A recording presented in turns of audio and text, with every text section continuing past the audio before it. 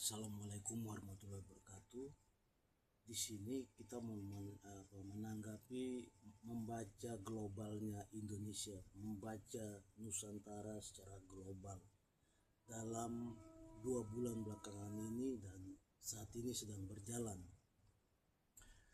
Orang pulang lebaran ke kampung halaman dan balik ke kota.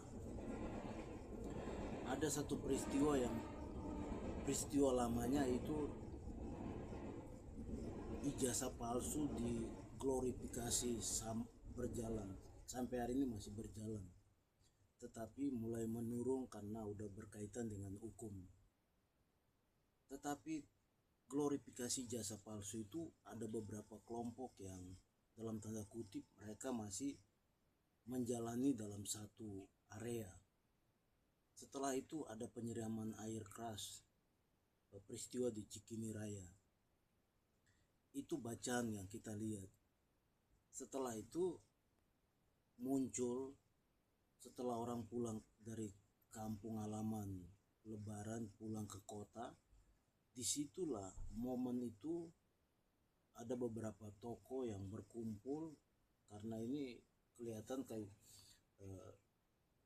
beberapa toko yang selama ini kita lihat ada di publik, dan mereka berkumpul, mereka menjadi jagoan,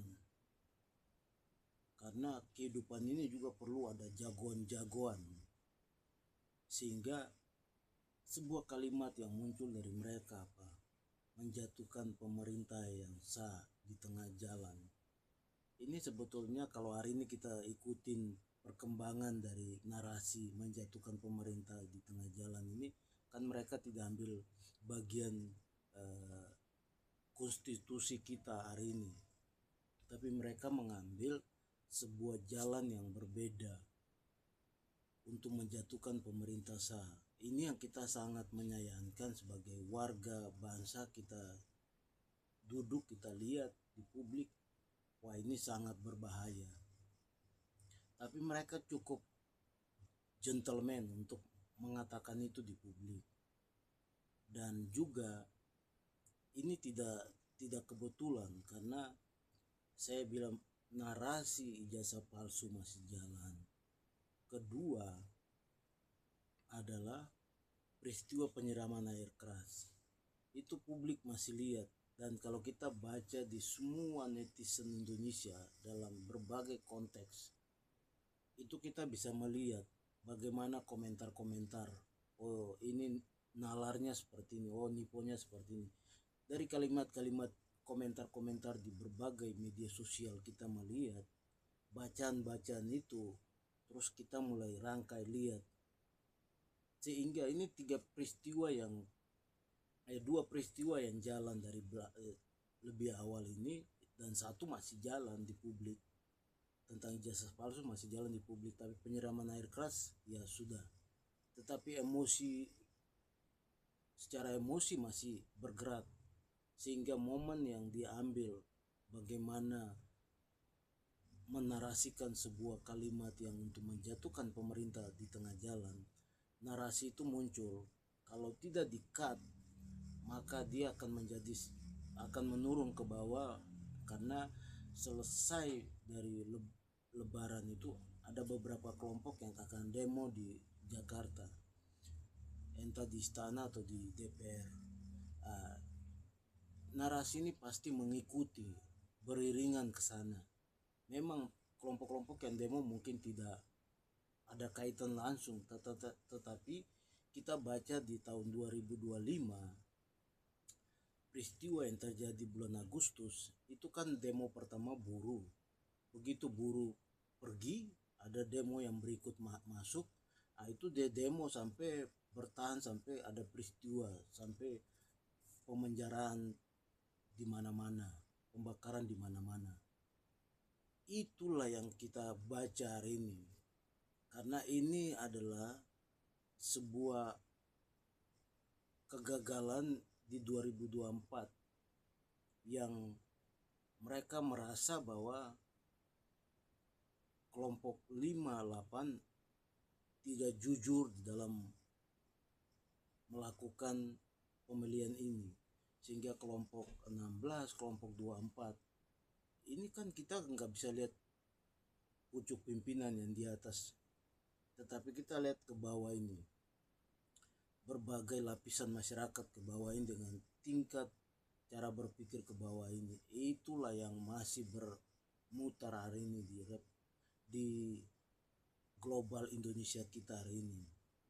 Dan itu kita bisa melihat hari ini pun intelektual yang bicara menjatuhkan Pak Prabowo aja, mereka hari ini mulai membela diri mereka dengan berbagai narasi. Bagaimana pendekatan sosiologi, pendekatan antropologi, pendekatan hukum, mereka mulai bangun di publik.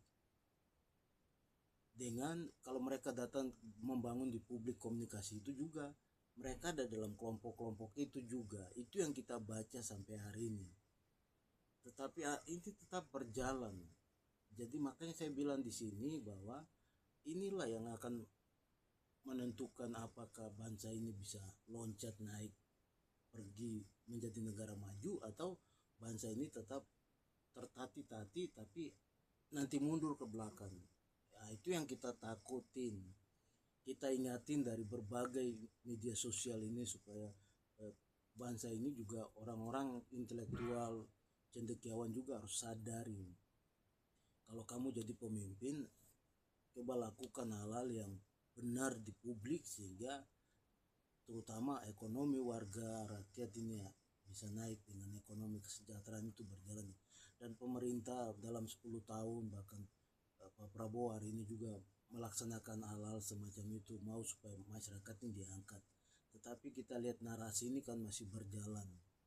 Tapi kalau hari ini tokoh-tokoh itu membela diri dengan narasi mereka di publik, di ruang-ruang publik hari ini, ya kita sangat menyayangkan aja, karena ini mereka sudah lepas bom waktu yang sebetulnya sudah fatal. Kalimat sudah fatal karena kalimatnya itu sudah fatal, karena mereka ingin sekali menjatuhkan Pak Prabowo di tengah jalan. Bisa saja ini belum 5 tahun, baru Pak Prabowo baru 1,5 tahun aja.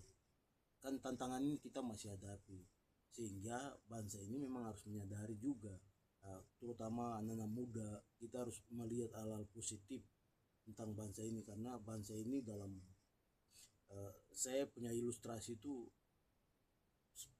tali yang sudah dililit sedemikian rupa. Pemimpin kan dia harus buka lilitan-lilitan itu, dan lilitan itu perlu waktu, perlu bagaimana orang yang bisa pegang tali untuk tarik simpul-simpul yang sudah dililit itu supaya bisa keluar, kita bisa bergerak keluar dari lilitan itu. Nah, itu analogi saya tentang bangsa ini. Nah, pemimpin yang hari ini sebetulnya melepas lilitan-lilitan itu untuk bagaimana supaya kita keluar menjadi negara maju. Tetapi ya kita harus akui, tidak semua orang berpikir positif, pasti ada yang negatif juga. Tapi itulah kehidupan. Bagaimana, tapi kita tetap menarasikan sesuatu yang bermakna buat banyak orang. Assalamualaikum warahmatullahi wabarakatuh.